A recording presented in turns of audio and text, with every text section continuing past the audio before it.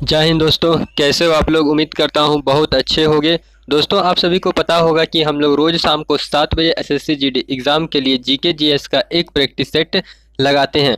तो दोस्तों चलिए ज़्यादा समय वेस्ट ना करते हुए सीधा इस वीडियो को शुरू करते हैं। आज का हमारा पहला क्वेश्चन है, निम्न में से कौन सा गैस वैश्विक ताप के लिए जिम्मेदार नहीं है। आपको बताना है कि निम्न में से कौन सा गैस वैश्विक ताप के लिए जिम्मेदार नहीं है। तो दोस्तों इसका सही आंसर हो जाएगा option number D, argon. Argon जो है वो एक ऐसा वैश्विक गैस है जो कि तापमान के लिए जिम्मेदार नहीं होता है। अब चलते हैं अपने नेक्स्ट प्रश्न पे। हमारा अगला प्रश्न है, निम्न में से किसे द्वितीय अशोक के नाम से जाना जाता है। यहाँ पर आपको बताना है निम्नलिखित में से किसे द्वितीय अशोक यानी कि दूसरा अशोक के नाम से जाना जाता है। तो इसका सही आंसर हो जाएगा ऑप्शन नंबर सी, कनिष्क। किसे? तो कनिष्क को द्वितीय अशोक के नाम से जाना जाता है। अब चलते हैं अपने अगले प्रश्न पे। हमारा अगला प्रश्न है, कंट्रोलर और ऑडिटर जनरल की नियुक्ति कौन करता है। यहाँ पे आपको बताना है कि कंट्रोलर और ऑडिटर जनरल की नियुक्ति कौन करता है। तो दोस्तों इसका सही आंसर हो जाएगा option number B, president of India. यानी कि इंडिया का राष्ट्रपति जो है वो कंट्रोलर और ऑडिटर का नियुक्ति करता है। अब चलते हैं अपने नेक्स्ट क्वेश्चन पे। हमारा अगला क्वेश्चन है, कोई बिल मनी बिल है या नहीं कौन निर्धारित करता है। आपको बताना है कि कोई भी बिल जो होता है वो मनी बिल है या नहीं है, वह निर्धारित जो करता है वह कौन होता है। तो इसका सही आंसर हो जाएगा ऑप्शन नंबर सी, लोकसभा के अध्यक्ष। लोकसभा के अध्यक्ष जो होता है वही ये निर्धारित करता है कि कोई बिल मनी बिल है या फिर नहीं है। और दोस्तों लोकसभा का अध्यक्ष कौन होता है? लोकसभा के जो अध्यक्ष होता है वो हमारे प्रधानमंत्री होते हैं। अब चलते हैं अपने नेक्स्ट प्रश्न पे। हमारा अगला प्रश्न है, कोणार्क मंदिर का निर्माण किसके शासनकाल में हुआ था। आपको बताना है कि कोणार्क मंदिर का निर्माण किसके शासनकाल में हुआ था। दोस्तों इस क्वेश्चन का आंसर मैं नहीं बताऊंगा, आपको इस क्वेश्चन का आंसर कमेंट बॉक्स में कमेंट करके बताना है कि इसका सही आंसर क्या होगा। तो दोस्तों चलते हैं अपने नेक्स्ट प्रश्न पे। हमारा अगला प्रश्न है, शिवाजी का जन्म हुआ था। आपको बताना है कि शिवाजी का जन्म कहाँ पर हुआ था। तो इसका सही आंसर हो जाएगा ऑप्शन नंबर डी, शिवनेर में। शिवनेर में कहाँ पर शिवाजी का जन्म हुआ था? शिवनेर में। अब चलते हैं अपने नेक्स्ट प्रश्न पे। हमारा अगला प्रश्न है, गुप्त काल का सर्वप्रथम गणितज्ञ एवं खगोलविद कौन था। आपको बताना है कि गुप्त काल का सर्वप्रथम गणितज्ञ यानी कि गणितज्ञ और खगोलविद कौन थे। तो इसका सही आंसर हो जाएगा ऑप्शन नंबर बी, आर्यभट्ट।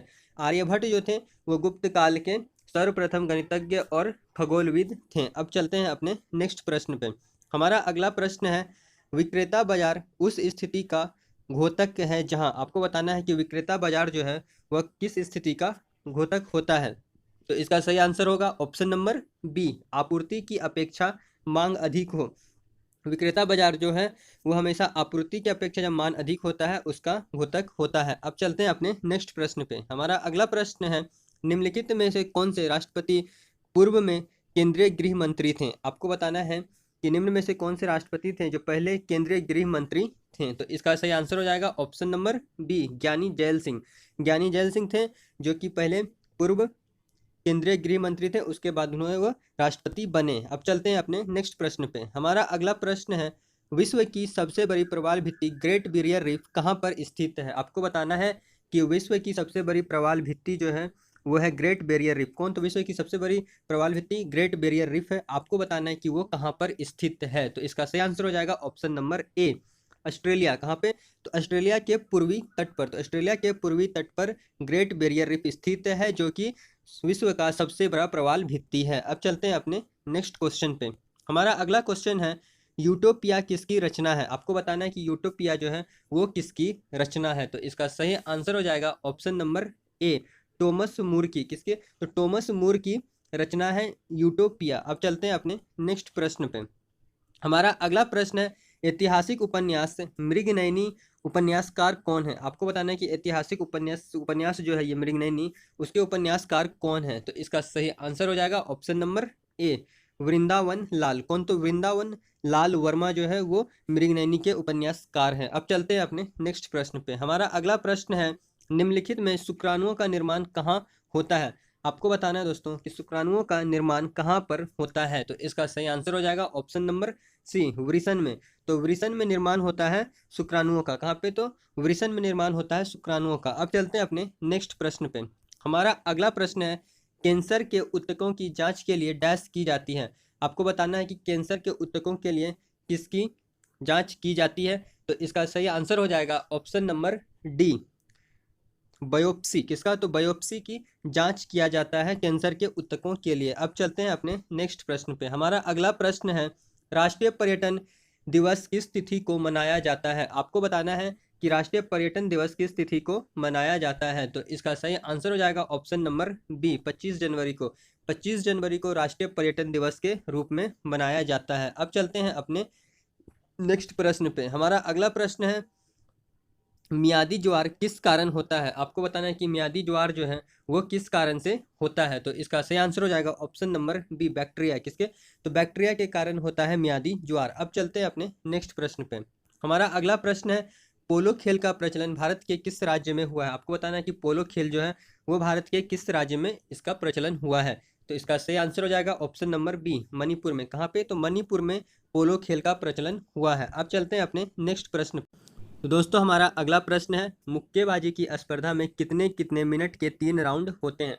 यहाँ आपको बताना है कि मुक्केबाजी की स्पर्धा में कितने कितने मिनट के 3 राउंड होते हैं। दोस्तों आपको ध्यान रखना है, कभी कभी क्वेश्चन में ये भी पूछ देता है कि मुक्केबाजी में कितने राउंड की स्पर्धा होती है। तो ये आपको ध्यान रखना है कि 3 कितने, तो मुक्केबाजी में 3 राउंड होते हैं।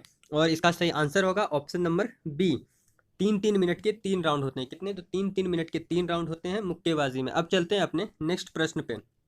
हमारा अगला प्रश्न है, आइस हॉकी का खेल परिसर क्या कहलाता है। आपको बताना है कि आइस हॉकी जो है, जो कि बर्फ में खेला जाता है, उसके खेल परिसर को क्या कहते हैं।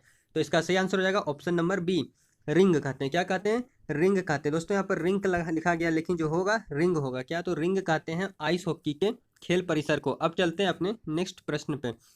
हमारा अगला प्रश्न है, प्रोटेस्टेंट आंदोलन की शुरुआत किसने की थी। आपको बताना है कि प्रोटेस्टेंट आंदोलन जो थी उसका शुरुआत किसने किया था। तो इसका सही आंसर हो जाएगा option number A, Martin Luther ने। किसने? तो मार्टिन लूथर ने प्रोटेस्टेंट आंदोलन की शुरुआत की थी। अब चलते हैं अपने नेक्स्ट प्रश्न पे।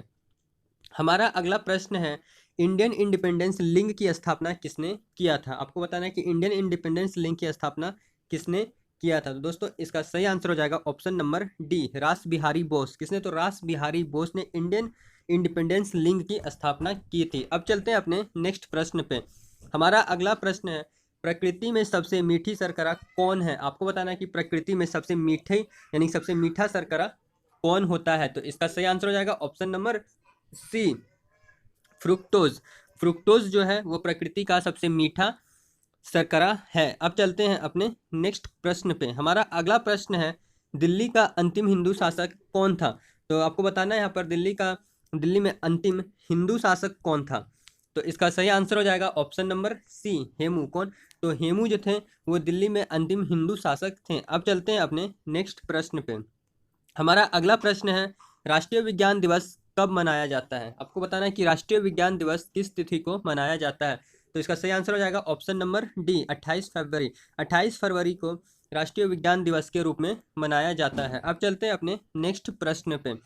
हमारा अगला प्रश्न है, अंग्रेजों ने भारत का आधुनिक नक्षत्र किसे कहा था। आपको बताना है कि अंग्रेजों ने भारत का आधुनिक नक्षत्र किसे कहा था। तो इसका सही आंसर हो जाएगा ऑप्शन नंबर ए, राजा राम मोहन राय को। अंग्रेजों ने राजा राम मोहन राय को भारत का आधुनिक नक्षत्र कहा था। अब चलते हैं अपने नेक्स्ट प्रश्न पर। हमारा अगला प्रश्न है, नोबेल पुरस्कार प्राप्त करने वाली प्रथम मुस्लिम महिला कौन थी। आपको बताना है कि नोबेल पुरस्कार प्राप्त करने वाली प्रथम यानी कि पहली मुस्लिम महिला कौन थी। तो इसका सही आंसर हो जाएगा option number C, Shirin Ebadi. Shirin Ebadi जो थी वो नोबेल पुरस्कार प्राप्त करने वाली पहली मुस्लिम महिला थी। अब चलते हैं अपने अगले प्रश्न पर, और ये हमारा इस वीडियो का आखिरी प्रश्न भी है। तो दोस्तों हमारा आखिरी प्रश्न है, नोबेल शांति पुरस्कार समारोह कहाँ आयोजित किया जाता है। आपको बताना है कि नोबेल शांति पुरस्कार समारोह जो होता है वो किस जगह पर आयोजित किया जाता है। तो इसका सही आंसर हो जाएगा ऑप्शन नंबर सी, ओस्लो। कहाँ पे? तो ओस्लो में किया जाता है नोबेल शांति पुरस्कार का समारोह आयोजित। ओस्लो में किया जाता है नोबेल शांति पुरस्कार का शांति समारोह। हमारा वीडियो यहीं पर समाप्त होता है। उम्मीद करता हूँ आपको ये क्वेश्चन अच्छे लगे होंगे। अगर आपको लगता है कि ये क्वेश्चन आपके एग्जाम के लिए हेल्पफुल है तो वीडियो को लाइक कर दें, और अभी तक आपने चैनल को सब्सक्राइब नहीं किया है तो वह भी कर लें और हो सके तो अपने दोस्तों में इसे शेयर भी कर दें। तो अब मिलते हैं अपने नेक्स्ट वीडियो में, तब तक के लिए जय हिंद, वंदे मातरम।